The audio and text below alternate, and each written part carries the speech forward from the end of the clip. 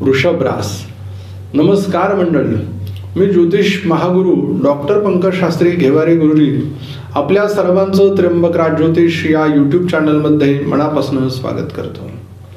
आज आपण 2025 या वर्षातील ऑगस्ट महिन्यामध्ये होणारं ग्रहांचं राशी परिवर्तन आणि या राशी परिवर्तनाचा वृषभ राशीच्या जातकांवरती होणारा परिणाम या विषयाची माहिती पाहणार आहोत. या संपूर्ण महिन्यामध्ये ऑगस्ट महिन्यामध्ये 3 वेळेला ग्रहांचं राशी परिवर्तन होत आहे. सगळ्यात पहिलं 16 ऑगस्ट या दिवशी सूर्यग्रह सिंह राशीमध्ये विराजमान होत आहे.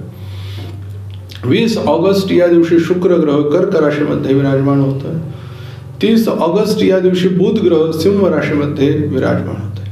या राशी परिवर्तनाचा वृषभ राशीच्या जातकांवरती काय परिणाम होणार आहे ते पाहणार आहोत आपण या व्हिडिओमध्ये. तत्पूर्वी एक महत्त्वाची सूचना, आपण जर आमच्या चॅनलला सबस्क्राईब केलं नसेल तर सबस्क्राईब करा, बेल आयकॉनचं बटन दाबा, व्हिडिओला लाईक करा, शेअर करा आणि कमेंट्स करायला विसरू नका. याचबरोबर आपल्या जीवनामध्ये काही महत्त्वाच्या समस्या आहेत, प्रश्न आहेत, ज्याचं निराकरण होत नाहीये, त्या प्रश्नांची उत्तरं आपल्याला मिळत नाहीये, तर आमच्या स्क्रीनवरती दिलेल्या नंबरवर आपण संपर्क करा. आमचे ज्योतिष एक्सपर्ट तुम्हाला योग्य असं मार्गदर्शन करतील, ज्यानं आपल्या जीवनातील अडचणी कमी होतील. वृषभ रास. लग्न स्थानामध्ये वृषभ लग्न वृषभ रास. या स्थानाचा स्वामी शुक्र ग्रह हा कर्क राशीमध्ये 20 ऑगस्ट या दिवशी विराजमान होतोय, म्हणजेच द्वितीय स्थानातनं तो तृतीयामध्ये जातोय.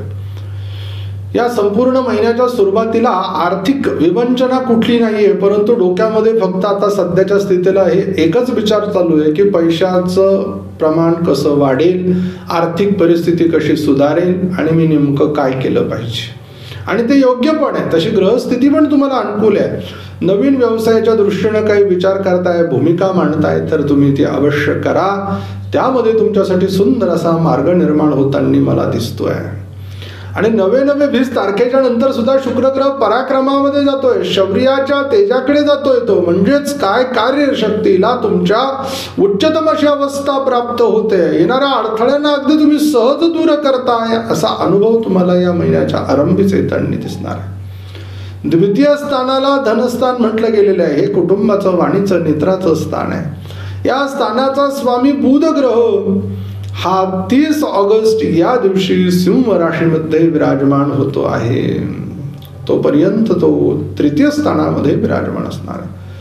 मग धनस्थानाचा मालक तृतीयामध्ये, नंतर तो जाणार आहे चतुर्थामध्ये. म्हणजेच काय, तर आर्थिक स्थितीच्या बाबतीत स्वतःच्या पायावरती तुम्ही उभे राहणार आहात. कोणाकडे याचना करण्याची गरज नाहीये, कोणाला याचक म्हणण्याची गरज नाहीये की मला काहीतरी कोणीतरी मदत करतंय का, असा विचार न करता स्वकष्टानं पुढे येण्याचा योग वृषभ राशीच्या भाग्यामध्ये प्रारब्धात आलेला आहे. या संधीचं खऱ्या अर्थानं तुम्ही सोनं करून घेतलं पाहिजे आणि आपल्या मनातील असलेल्या विषयाला आपण प्राधान्य, वाव दिली पाहिजे. मला हे करायचंय, मग कशाला कोणाचा विचार करायचा. स्वतः अगदी पुढे वा, पुढे जा आणि ते काम तुम्ही पूर्ण करा. मग बघा तुम्ही कसं विजयाकडे वाटचाल करताय. अडचण येणार नाही आहे, आणि जरी आली अडचण तर त्या अडचणीला दूर करण्याची ताकद, क्षमता या महिन्यात तुमच्यात आहे.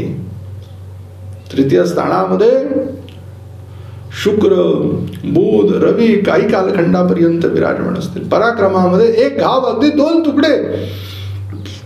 वाटत नव्हतं मी हे काम करू शकेल आणि ते काम केलं, अशी भावना तुमच्या मनात निर्माण होईल आणि अनुभवायला मिळेल. चतुर्थ स्थानामध्ये महिन्याच्या शेवटी बुध, रवी, केतू हे 3 ग्रह एकत्र येत आहे. आणि या स्थानामध्ये, या स्थानाचा मालक सूर्यग्रह 16 ऑगस्टला येतोय. 12 महिन्याचं राशी परिवर्तन करून स्वराशीला आलेला आहे. वृषभ राशीच्या जातकांसाठी तो वास्तू देण्यासाठी आला आहे. वृषभ राशीच्या लोकांसाठी तो वाहन योग देण्यासाठी आला आहे. शेत जमीन घेण्यासाठी आलेला आहे. सुख देण्यासाठी आलेला आहे. या सुखांनो, याचा अनुभव, याची प्रचिती तुम्ही वृषभ राशीचे लोक घेणार आहात. आईची काही वडिलोपार्जित संपत्ती, प्रॉपर्टी असेल ज्याच्यामध्ये वाद चालू होते, वितंड चालू होते, अनेक अडचणींचा सामना येत होता, या सगळ्यांना अगदी तुम्ही सहज दूर केलं आणि तुमच्या कार्याला गती प्राप्त करून घेतली, हा अनुभव तुम्ही याच महिन्यात घेणार आहात. फक्त एक गोष्ट महत्वाची, येथे केतू आहे, रवीचा केतू बरोबर ग्रहण युती दोष तयार होतो. मग अशा वेळेला आपण काय केलं पाहिजे? कागदपत्र जी काही प्रॉपर्टी घेतोय ते पाहून घेतले पाहिजे, म्हणजे जेणेकरून नंतर अडचणींचा सामना करावा लागत नाही.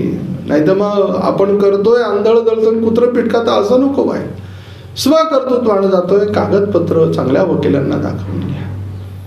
पंचम स्थानाला संततीचं स्थान म्हटलं गेलंय, विद्येचं स्थान म्हटलं गेलेलं आहे, प्रेमाचं प्रणयाचं स्थान म्हटलं गेलेलं आहे. या स्थानाचा स्वामी बुध ग्रह महिन्याच्या शेवटी तो पराक्रमात्न चतुर्थात येतोय. पंचमेश पराक्रमामध्ये तुमच्या मुलांचा उत्कर्ष पाहायला मिळणार आहे. मुलांना नोकरी लागण्याचा योग अनुभवायला मिळणार आहे. या महिन्यामध्ये स्वतःच्या पायावरती उभं राहण्याचा योग त्यांना अनुभवायला मिळणार आहे. आतापर्यंत ज्या विषयामध्ये ते पाठीमागे राहत होते, विषयांमध्ये चालना मिळत नव्हती, मार्ग निघत नव्हता, त्यामध्ये मार्गाला गती खऱ्या अर्थानं प्राप्त होताना दिसते. त्याचबरोबर ज्या जातकांना विमा एजंट व्हायचंय त्यांच्यासाठी उत्तम आहे. ज्या जातकांना शेअर मार्केटचे क्लासेस लावायचे त्यांच्यासाठी उत्तम आहे. ज्या माणसांना किंवा ज्या जातकांना लॉटरीचं तिकीट काढायचं आहे ते सुद्धा या वृषभ राशीच्या जातकांसाठी उत्तम आहे. का? पराक्रमामध्ये अचानक म्हणून मोठा लाभ आणि मोठी प्रगती आहे. ज्यांना चान्स घ्यायचा विवाहाला 2 वर्ष 5 वर्ष 7 वर्ष झालेत, संतती राहत नाहीये, ती या महिन्यामध्ये राहू शकते. मंगळ ग्रह तिथे आलेला आहे. तुम्ही म्हणाल गुरुजी मंगळ ग्रह तर उष्णता देणारा, अल्प संतती देणारा ग्रह आहे, परंतु या स्थानातला स्वामी बुध ग्रह हा शुक्र या ग्रहाबरोबर आहे, म्हणून त्याचे परिणाम चांगले पाहायला मिळणार आहे. आणि या तृतीय स्थानामध्ये पाप ग्रह हे चांगले फल देताना आढळत असतात, त्याचा अनुभव तुम्हाला येणार आहे. हे उपचय स्थान आहे, म्हणून षष्ठ स्थानाला आरोग्याचं स्थान म्हटलंय. या स्थानाचा स्वामी पराक्रमामध्ये आहे. प्रकृती अगदी ठणठणीत असणार आहे. जे काम येईल अगदी ते सहज आता वेगळं करणार आहे. कामाला गती प्राप्त होणार आहे. आता तुम्ही थांबत नाहीये. एकला जरी चलुरे असेल तरी कार्याची गती तुमची वाढल्याशिवाय राहणार नाही. एवढा सुंदर अनुभव तुम्ही या महिन्यात घेणार आहात. सप्तम स्थानाला वैवाहिक सुखाचं जोडीदाराचं स्थान म्हटलं गेलं. या स्थानाचा स्वामी मंगळ ग्रह